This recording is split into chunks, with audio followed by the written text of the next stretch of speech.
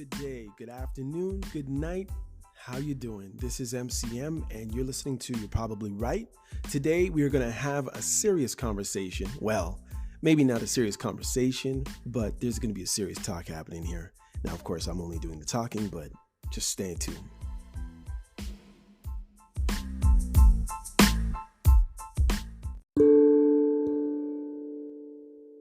Hey y'all, what's up?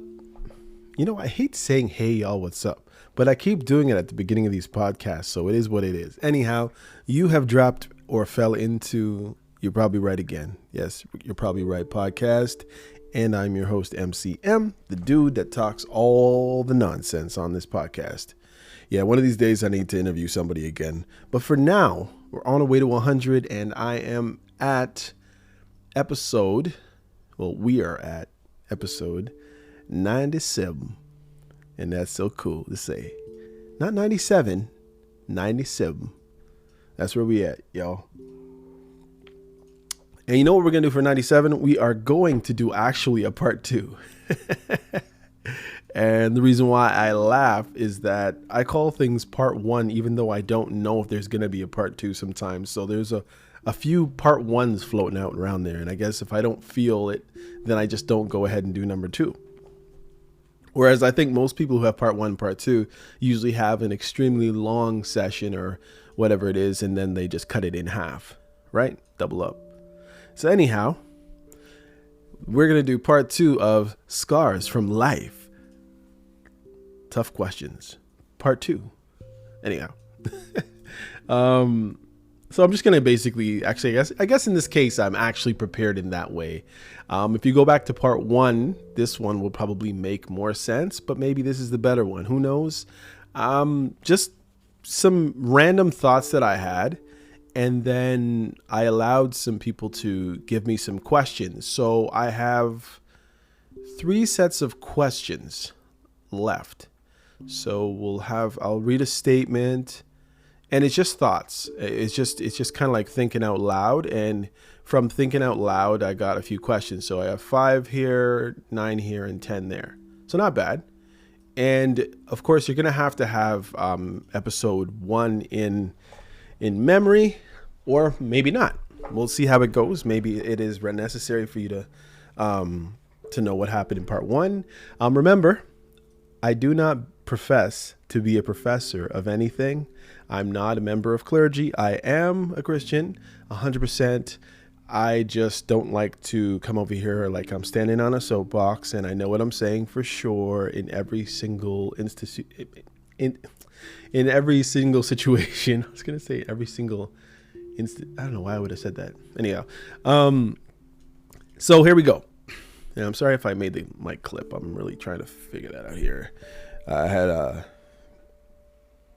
issue here with my setup this morning, which really kind of ticked me off. I had I had headphones that just literally like melted in my hands. It really ticked me off because they were good headphones from a very popular brand, and I'm shocked. And it wasn't like it was the bottom of the line. So anyhow, I'm back and everything is cool. So I'm going to read this statement. Let's see how good it was really a rough statement. And it's funny how people still had questions. I think it's easier when you're actually speaking it and somebody has the questions, whereas I'm going to read the drivel that I wrote. So it might not be so easy. All right, here we go. So as I look at my life and I sit and wonder about things that I wish I did, and not necessarily in a regret mode, but more in there's things I could be doing if I had taken different turns, if I didn't have the propensity or the desire or the sin nature in me to want to go after certain sensual exploits, how much different my life turned out, or could have turned out. How much better could I have raised my children? What better examples could I have been to those who hear, see, or have watched me? I mean, I've had a hand in raising 3 of my own, 2 stepchildren, 2 nephews, and a few godchildren, as I was saying. Now, they may not all look at it that way. They may look at it differently, but I know that I was there. And I mean, I changed pretty much everybody's Pampers at some point. Um, you know, so whether or not I raised them, they may look at it a different way. But I mean, I know what I did, right? And I mean, you as a person, you only know so much. Some people's memories start at 4. Some people's memories start at 5, 6. Some people's memories start as early as 2, but then there's nothing much else there. So yeah. So these were the questions that came out of that. I could have expounded a little bit more on some of those thoughts now that I've like got to come back, but I'm just going to go right off the questions. And hopefully these questions aren't exactly like the other ones, but I'm going to just try to hit them and see exactly where we go with that. You okay over there? All right, good. All right. So 1, again, it's a can you describe? I hate can you describe. Can you describe specific turns you mentioned that you feel you could have taken differently, and how you believe those choices might have impacted your life? Well, I don't want to get into it really specifically because that's just like telling my whole life, as Lauryn Hill said. But there's just so many things I could have done. I mean, I could have paid more attention to my education. I mean, I remember when I went to college, it was, I got into college. I was like, cool. There was a few colleges I could have got to, but you understand, when I was going to school, to get into college is nothing, and it probably still isn't, and it might even be easier now. University was the thing. So this is college, not university. In Canada, when we go to college, we're going to community college. When we go to university, it's university. We don't call university experiences here college, at least not from my neck of the woods, or when I was growing up. There was a big distinction. And it was any university. As long as it's a university. If a college, you're going to college. And back in the day, they used to have the 3 different levels of, what do you call it? 3 different learning levels, I guess. It was basic, which was the lower, and probably locally developed or whatever they call it now. Then they had general, right in the middle. You're going to college if you pass everything and do half decent. And then there was advanced. You're going to university, hopefully, or something even better. So when I look at those turns, I mean, as a kid coming out of high school, I was going to college. All kinds of funny stuff happened during that time. Issues with even the college I was going to, which was George Brown at the time, downtown Toronto. No support whatsoever. It just really, honestly, my experience felt like they just wanted your money, and it was like, pay us your money, move, next. And I don't know if all institutions were like that, but back then, and maybe it was just being young and dumb or young and black or whatever it was, there was no support, really. I remember being in a general arts and science program, and it feeling like that was that time, like this is the 90s we're talking. It felt like it was the birth of the humanities and the left turn that it took. And I was not necessarily right, because back then I didn't even know what left or right wing were, or liberal or conservative or whatever it is. But I just had Christian values when I was brought up, and everything seemed to be opposite, but not as bad as it is now. Now it's like everything, like as my sister, who's my dearly departed sister, would say, the world's upside down, and it's exactly what it is. So when I look at stuff like getting into college, and looking for a significant other, try to get married as a young man, way too young, probably for me. But, I thought I had my head on my shoulders, or I thought I had, I was going in a good direction, which technically I was, but I was just too immature. I needed to pay attention to other things.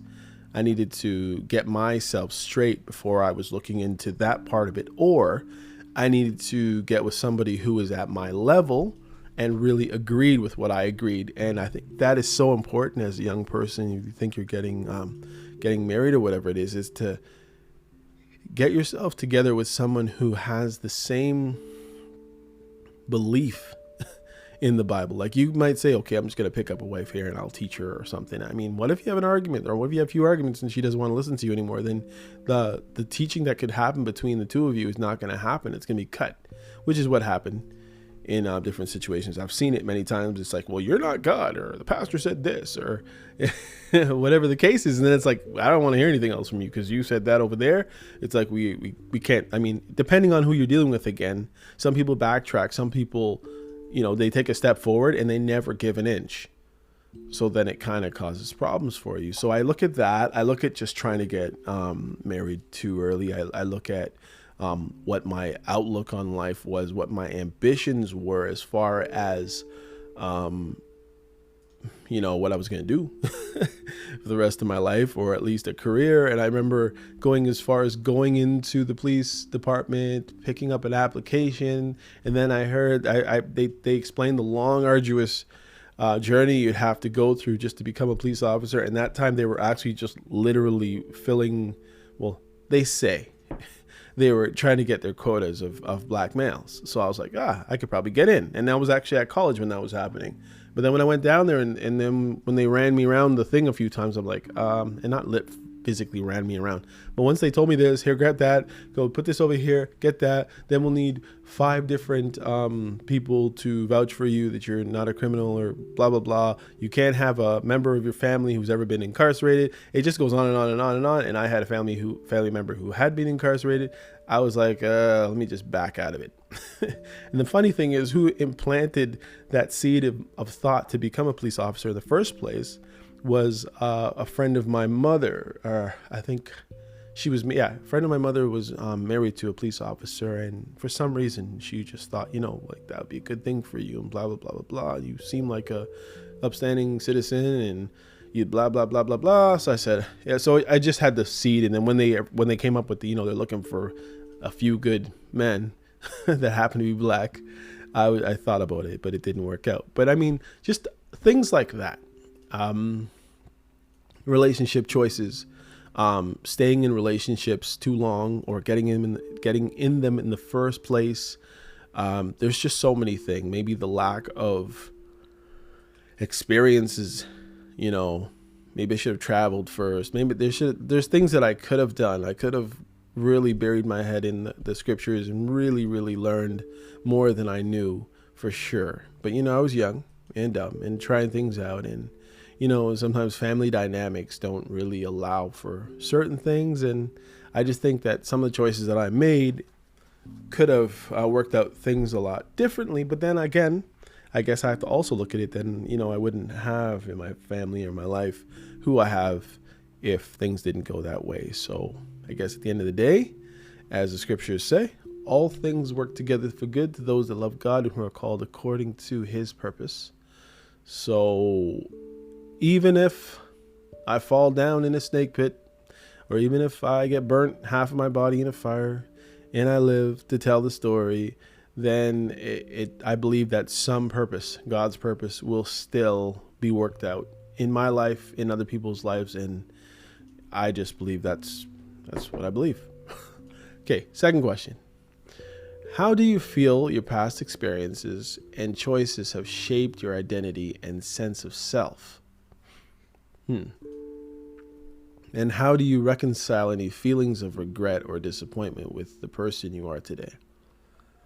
Well, my past experiences, now I guess going deeper than just college and graduating from high school and whatever it is. But again, maybe I would end that part of the college to say that the first time I went to college, I didn't finish. I ended up two main courses and one elective from finishing my diploma at that point. And I was jaded at that point as well, because we had, what's it called? A person who directed us in our course. And they kept us for this long conversation, a few of us were there. And at the same time that they kept us for this big, long conversation, they also opened the lines for the electives. So we finished this big, long conversation with the course coordinator. There you go. And then we actually jumped in the elevator and we're going up or down or whatever it is, and we can see, because of the way the elevator was, you could see this huge common area at the college, and there was like lines. There was like student after student after student. It was like hundreds of people in a line, just realizing that we weren't probably going to get the courses that we wanted at all, because we had kept, I can't fully explain the whole situation, but anyways, the bottom line is that I didn't finish. So first of all, I should have finished. Another thing that happened, I guess I got to stay with this education part. After the first year of my course, my plan was to dip out, as they say. I wanted to get out and go to university, because that's where all the prestige and that's where all the money would come after education, I thought. So I wanted to go to York University at that time, and I was, I think, 20 at that point. And I sent in my application, and everything looked straight. My marks were half decent. And then what happened was George Brown didn't send my transcript on time. So eventually, York University wrote me back, because I think I sent a letter back. To everything was letters. There was no emails at that time. They sent me a letter back saying, unfortunately, first they welcomed my application, but they were waiting for my transcript from the school. And they went through all that stuff, and it sent me a letter saying, sorry, unfortunately, we did not receive your transcript on time. So at this time, we'll not be able to put you into your course that you're trying to get into, which I was trying to get into, I think, physical education at that time. So I reluctantly went back for my second year at George Brown College. Needless to say, I just finished breaking up with the girlfriend I had at that time, and everything was just a shambles, and I had to go and see this kid because we went to the same college out of high school all the time, and I was jaded because I was going to college still and I wanted to be at university. Not knowing that whether or not I could even do it at that time. Like, I thought I could, I suppose. But it's funny how life takes different turns. Sometimes you think you can do something at a time, and I don't even know if I would have done well at that time, but maybe, who knows. But either way, I did second year, and then I flaked out right at the end of it. So beyond that, when I look at how my life choices,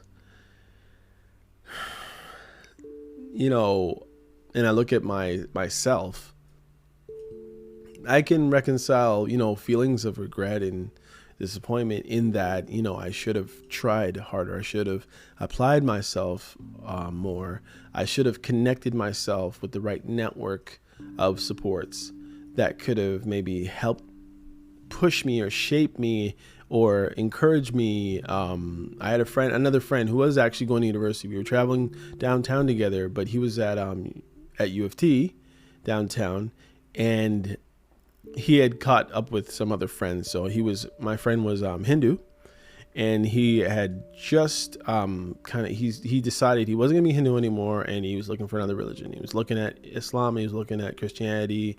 I tried to talk to him about this, that, and the other. I had another guy talking to him. The guys on the street. That's back in the day when kids used to just hang out on the street and talk.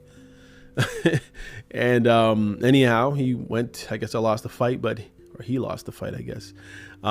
He decided to become Muslim, and therefore he started hanging around with his Muslim friends, and he kind of pushed me to the side, and then he kind of came back to hang out one time when he was away or whatever it is, and I kind of wasn't feeling it at that point a few years later, and we kind of just separated. But when I look at it, I didn't really choose people who were going, and I never have.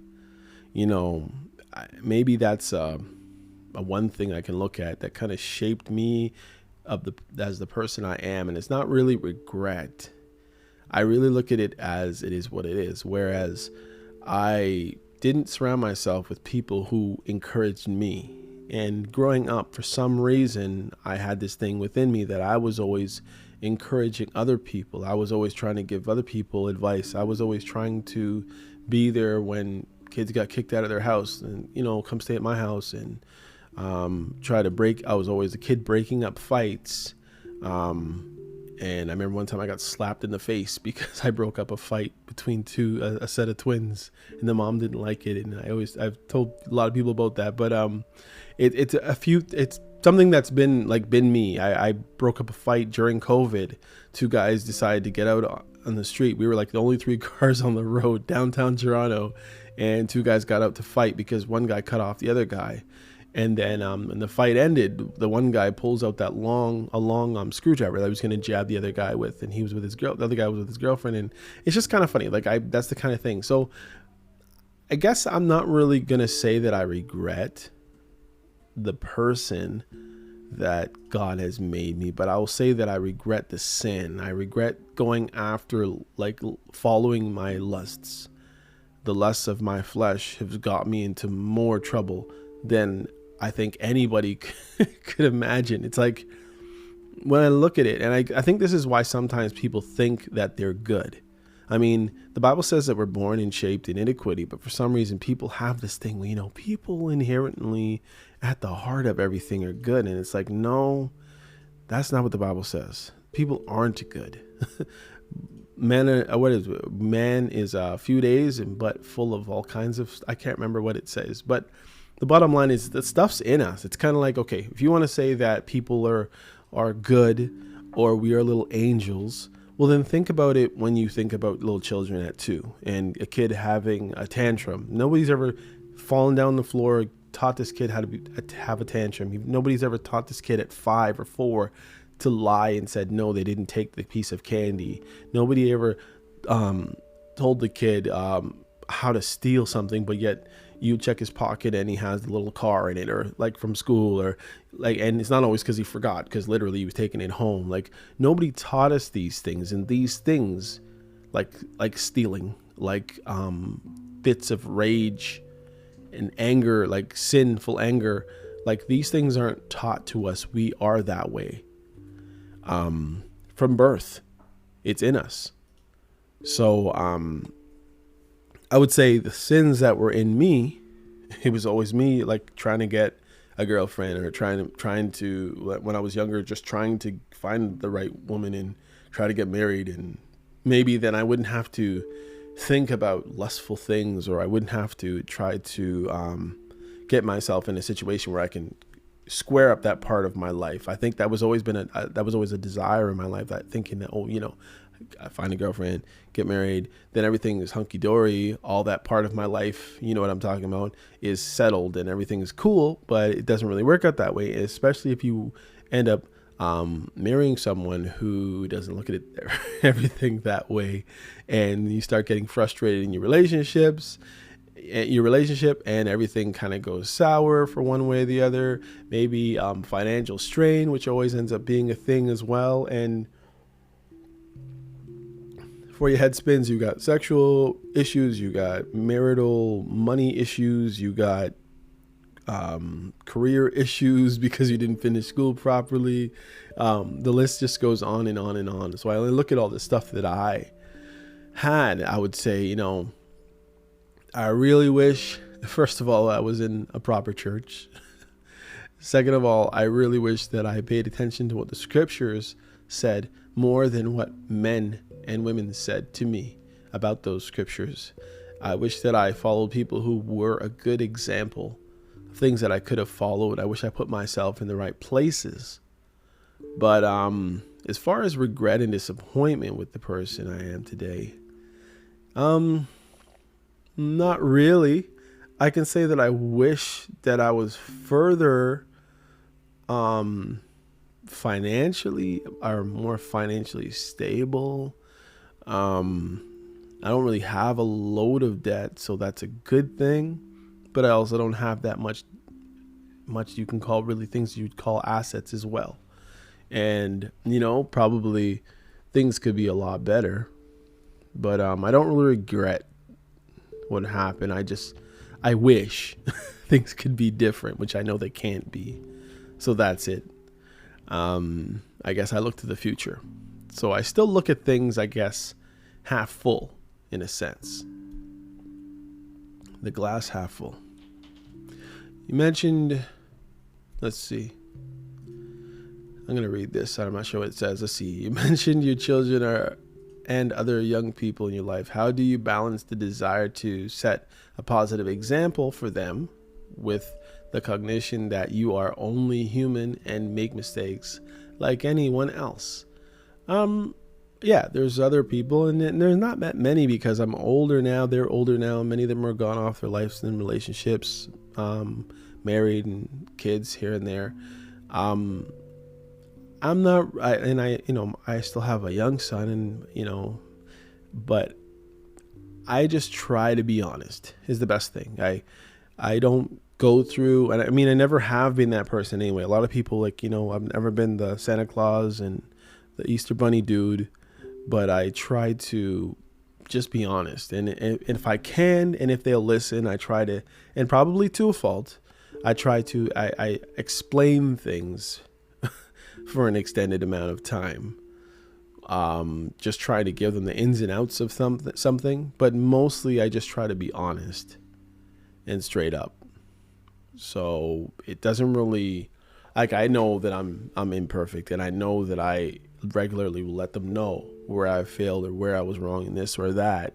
I don't try to hide it and try to pretend I'm Mr. Perfect, because that stuff will always blow up in your face. How do you think we can cultivate a greater sense of self-awareness and reflection in our daily lives?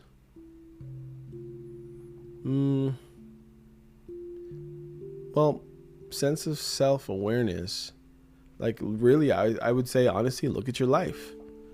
And I think if you look at yourself through an honest lens, or through a lens that God would look through at least for a Christian, you look at it and you weigh yourself up against the Bible. And it's not necessarily if I really wanted to weigh myself up with the Bible, I would say, hey, I'm not as smart as Solomon, but at least I don't have 300 and some odd wives.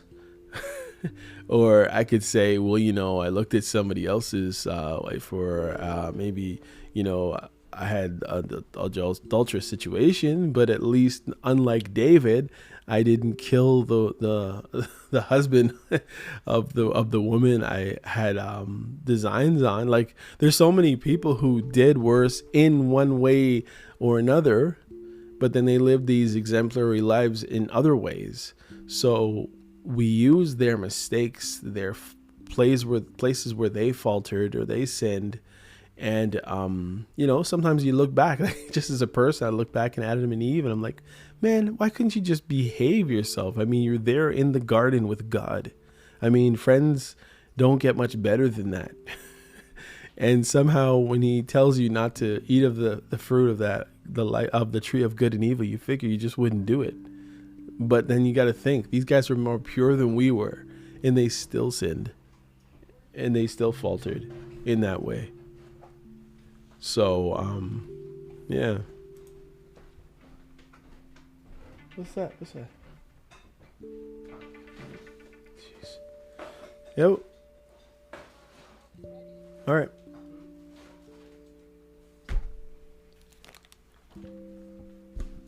Anyway. Sorry about that, y'all. Oh, that was really loud. Sorry. Man, all the things clipping like that now.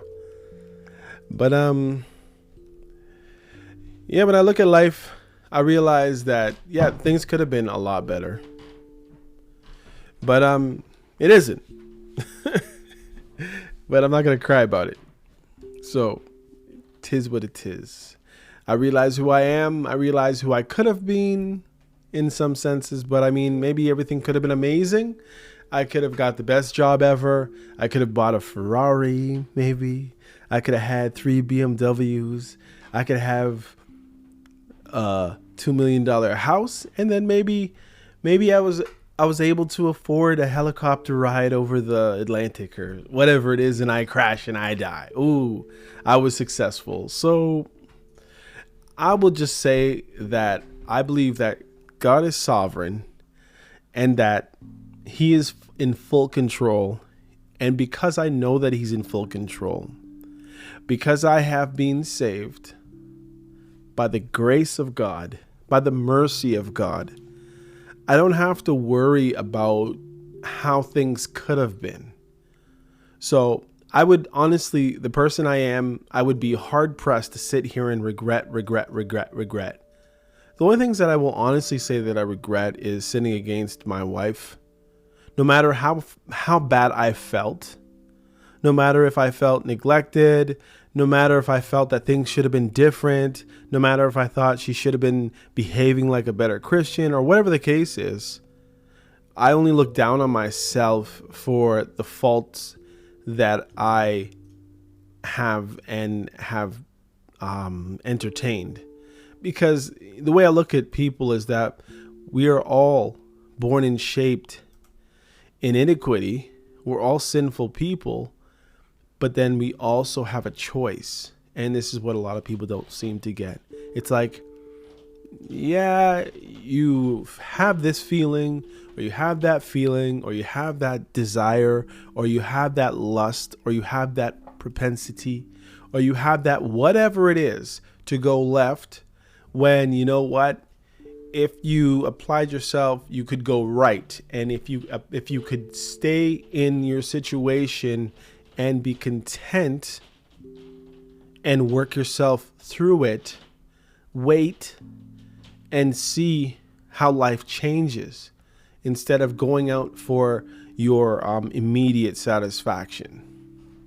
And on the other side of that is, for those people who have full control of many parts of their being, maybe it's the words that they speak or the deeds that they do in many respects. I don't believe that it's up to those people who tend to go with the other people, the opposite people, to hold those other people hostage. And there's many things that a sinful person would do that will be so outright and blatant that anybody can see it. And then there's some people who, some, for lack of better words, may be prudish or maybe considered upstanding, and they also feel the need to make others feel the lowness of their outright blasphemous sin that anybody can see with their eyes. But you know, some of the worst sins are the ones that we have hidden in our heart that no one can see. The thoughts. So, you know, it is what it is. To regret, I regret my choices because of I'm a sinful person and I've walked off after many of my sins. Last question from this person. It says, looking forward, what steps are you taking to ensure that you are living your life in alignment with your values and priorities? And how do you define success, fulfillment for yourself at this point in your life? Man, I'm really horrible with these long questions. Okay, so let's see. Looking forward, the steps that I take to ensure that I'm living my life I'm in align with the values, which would be the principles that God has set out in his scriptures, is to first know what the scriptures say. So I'm making sure to take time out of my day to either listen to the scriptures and or listen to a teaching and or try to keep the word as a part of my life. And sometimes it's like you have to bite your tongue, which sometimes I'm not sure when I'm biting my tongue when I should be just saying it out loud. In the world that we are living in, that is so hell bent on getting people out of Christianity, a mindset that used to be, I guess, in the Western world where they used to follow scriptures, you know, back in the day when they used to have prayer and a Bible verse at the beginning or whatever it is and all that stuff. Prayers out and all these things are out. And that was just schools. And people knew that, you know, Sundays you weren't going to find anything to do because all the stores were closed. So slowly this culture has receded back into a sinful way.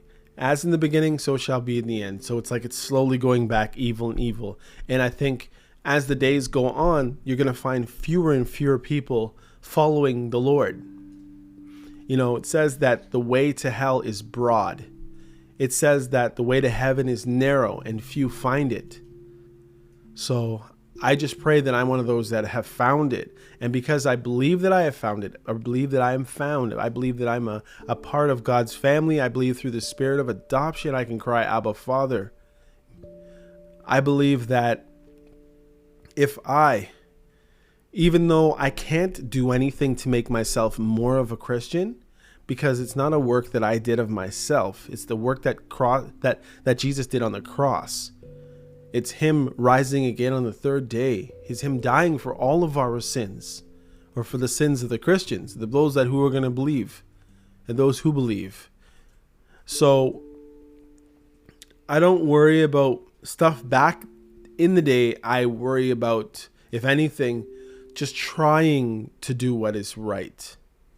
Making the choices that align with what I believe, which is the full scriptures of the Holy Bible.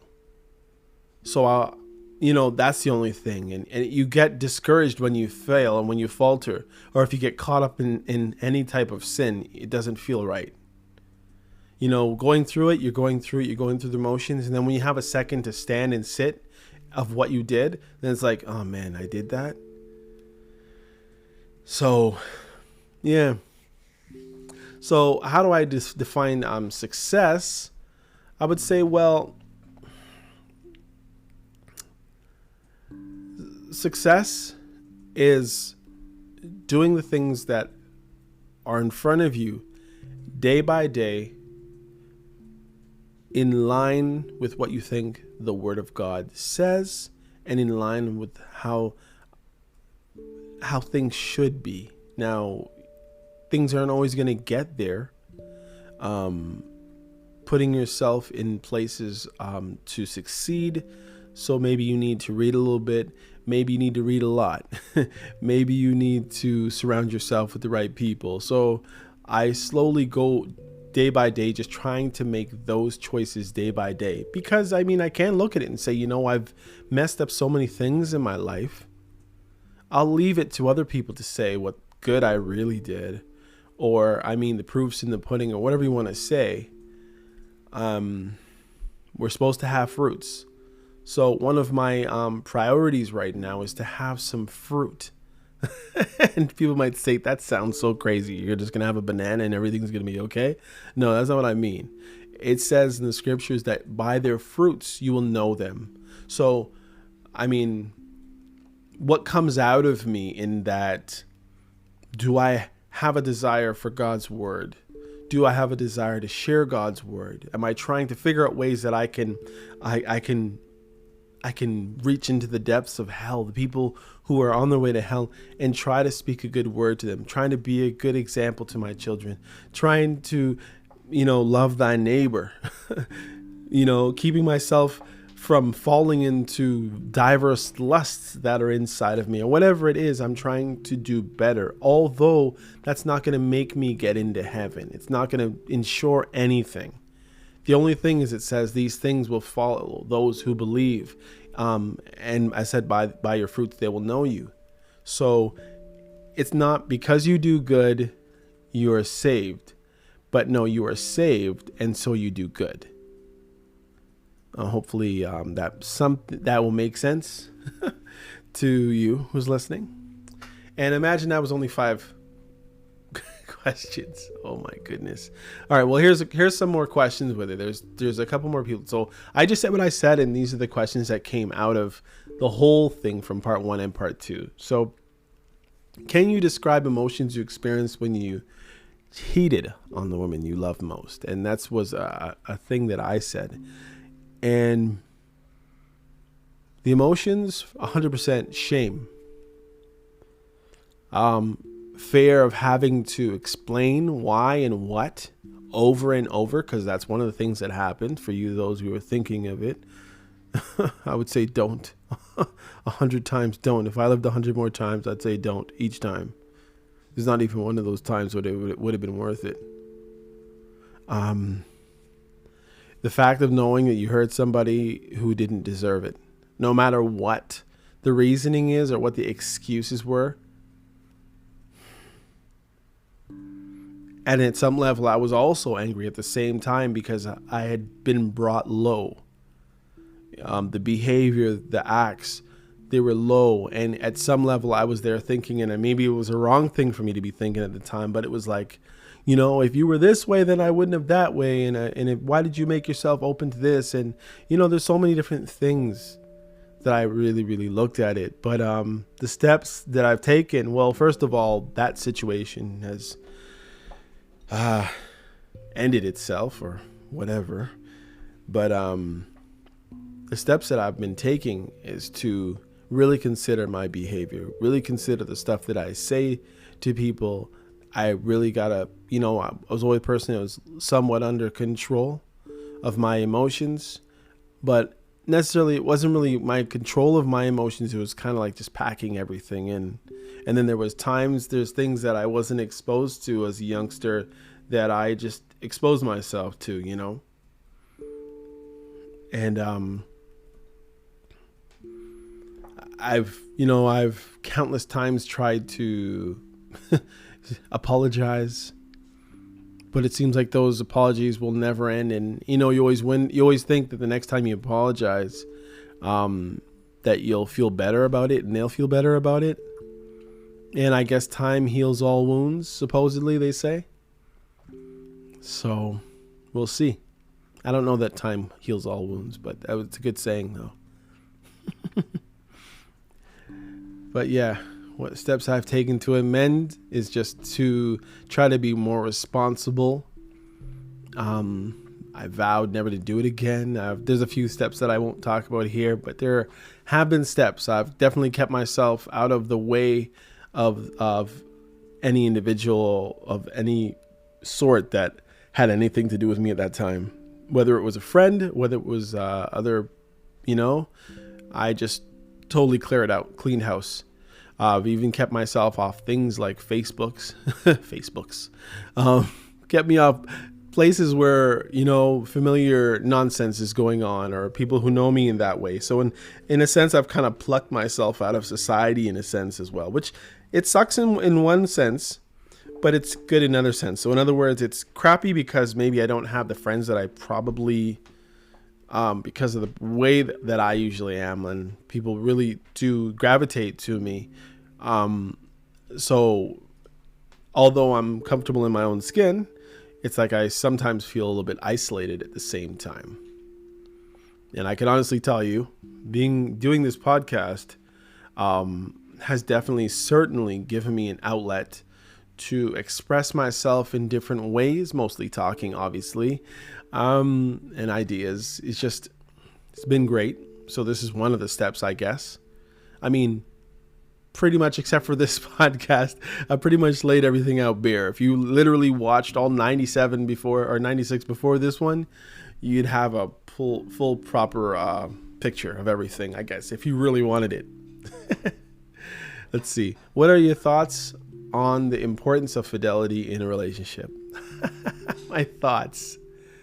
Fidelity in a relationship is the most important thing in a relationship. I mean, honestly, it's more important than love. The love that we say we have for our spouse. Fidelity. I mean, it says husbands love your wives. Can you grab my water from there too? It's in the door at the top. Just grab one of them. And maybe you may not look at it that way. I mean, well, what if you do love the person you're with, but then you're an infidel? There's no fidelity. I'd say that first thing is fidelity, and everything falls after that. And beyond that, it's just being a person that follows after the word of God. It makes a big difference. So after that, so after fidelity, that would be it. But basically the main thing is to be true.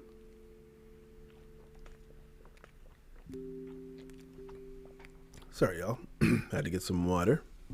And I'm sorry that this one is taking so long, but maybe you're enjoying me ramble on for now 44 minutes. Let me get back into it.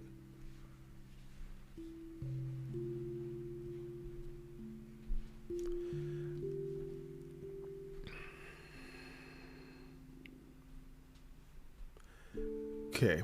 How do you define love and what role does it play in your life? Well, the main love that I define that is important to me as an individual in the place that I am in now would be that agape love. And that is that godly love.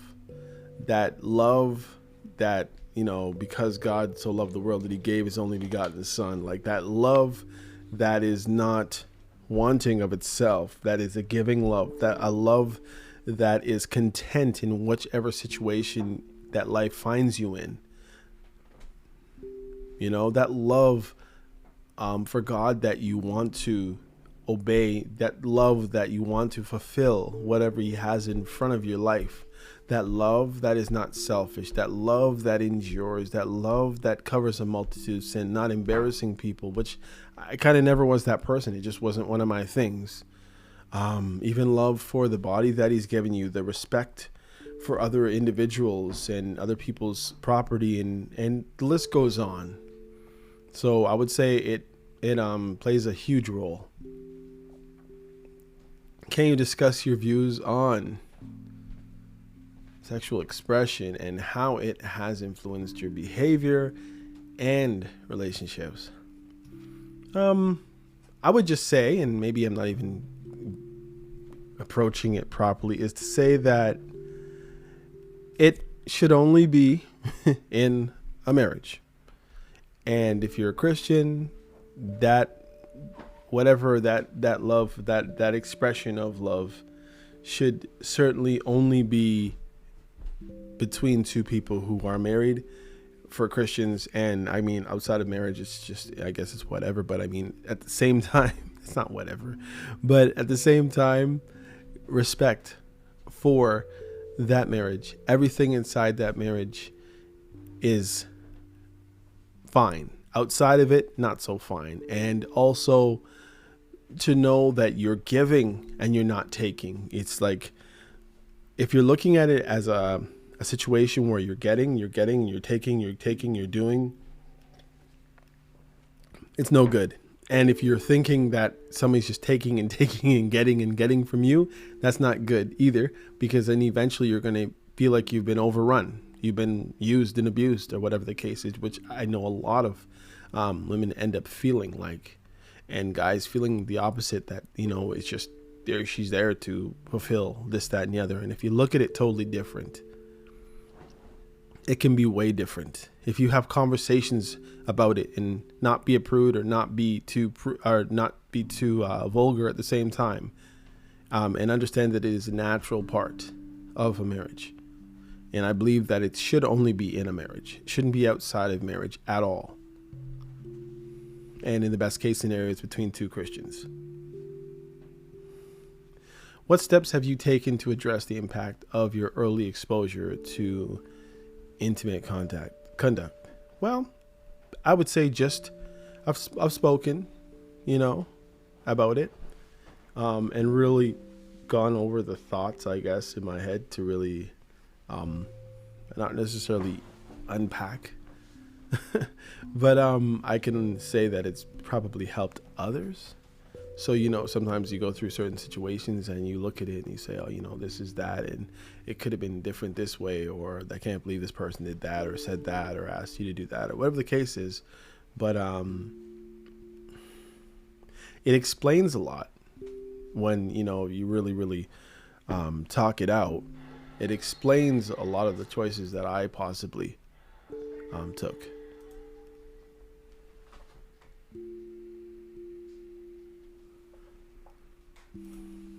A lot of the ways that I kind of went, it kind of made sense.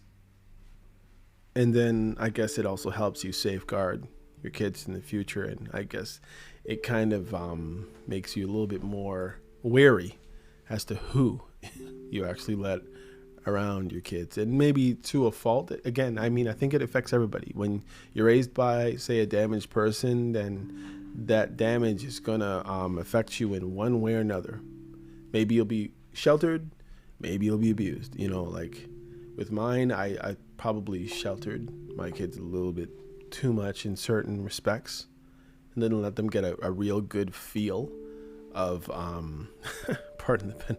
I never let them get a real good feel of the world. I'm like, I guess in certain ways I wasn't sure where or how to kind of let them out, but keep them close. And I guess that's a really good balancing act as a parent and as a person who's experienced that, and as a person whose siblings also experienced some of that as well. It's been really difficult to trust.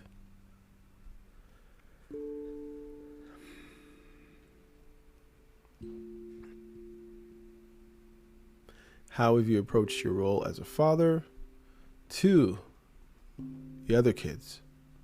Well, again, I can't really answer that now, but I mean, I tried to just be, because the other parents were around, I tried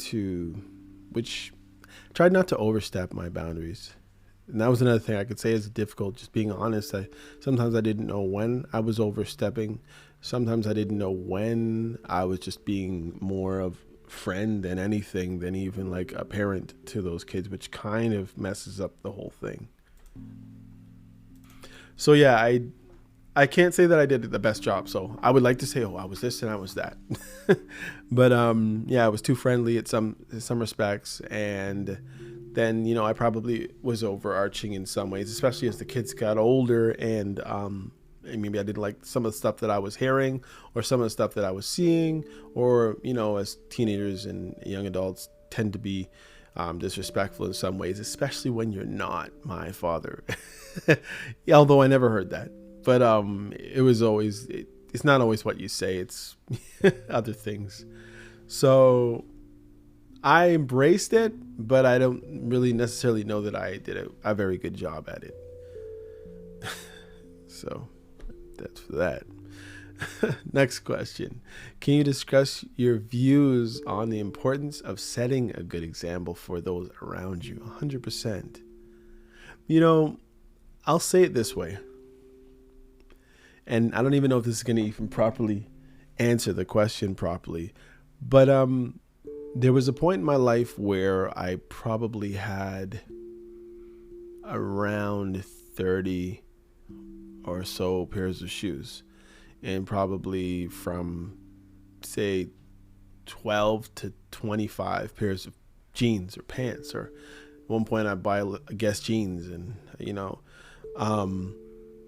and not that Guess jeans are a big thing now, but for a little time there, it was the thing. But then I started looking at the stuff that I had. And I mean, these aren't big possessions. It's not like I'm opening a treasure chest of gold chains and all kinds of bling and, 30 rings that I can't necessarily put on my fingers. But it's the same kind of thing, whereas except for it's smarter to probably have the golds and the chains, where at least you can melt it down into something possibly.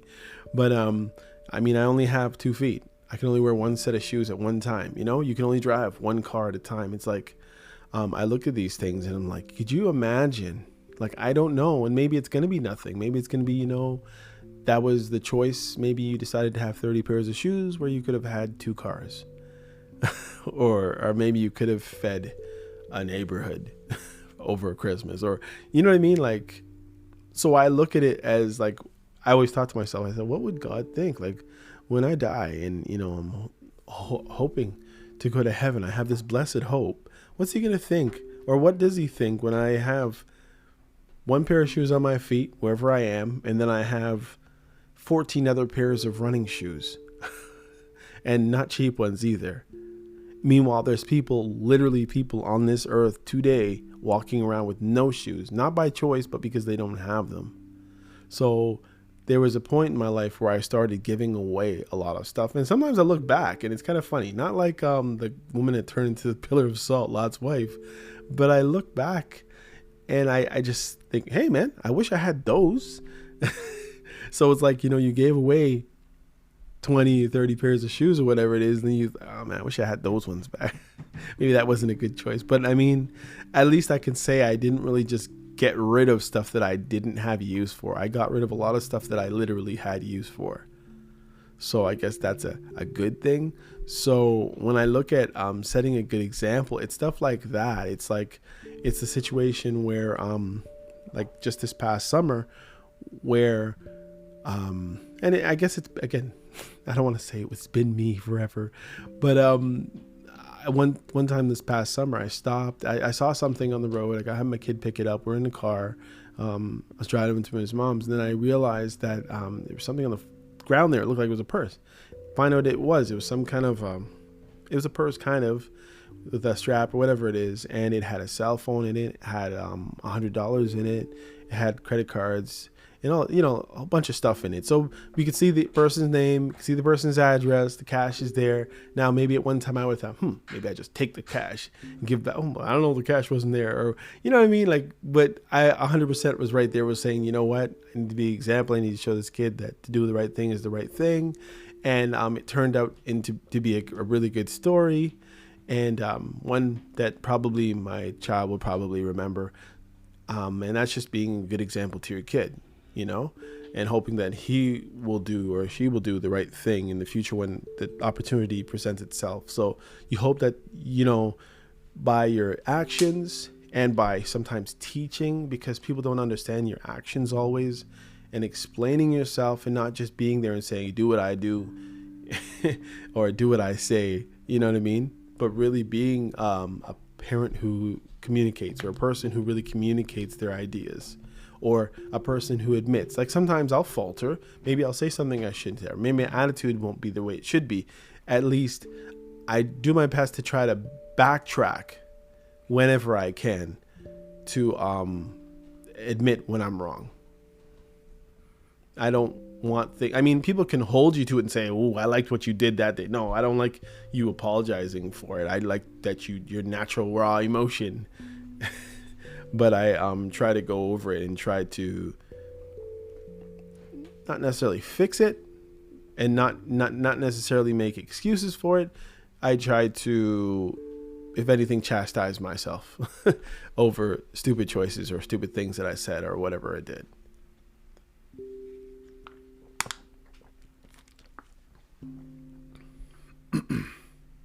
How do you feel about the possibility that those you've helped raise might have a different perspective on your role in their lives? Well, again, I leave it open that I've seen where, you think you've done something a certain way, maybe you think you did like a 10 level, but then when things turn out, you find out that you didn't really do a 10 level. You might have done a 3 or 4. So yeah, I know that, kids that I've helped raise or my own might have differing of opinions, saying that, you did this when you did that. And, you're never going to be perfect. I mean, some might grow up and say, oh, my parents were perfect. I know my parents weren't perfect. I know there was lots of ways I could say, oh, that, maybe if you did this instead of that, maybe if you disciplined me this way instead of that way, maybe if you knew or you paid attention more of the shenanigans that I was really up to, then you could have guided me this way or that way. But at the end of the day, I think most people try to do their best.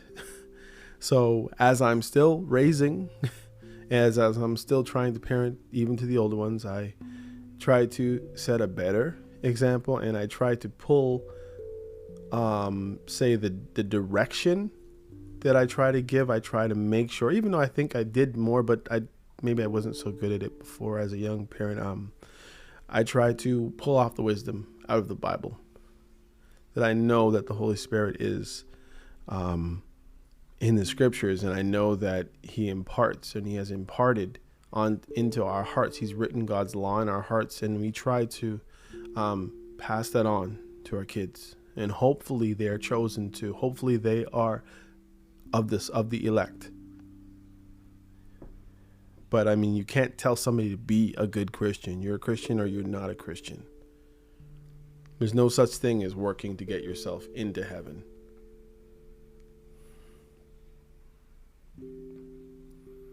And I think I'm going to stop there.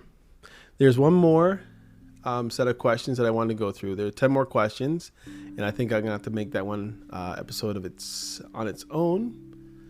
Anyhow, I'm going to stop here. This has been another episode of You're Probably Right podcast. I am MCM. Take care until next time.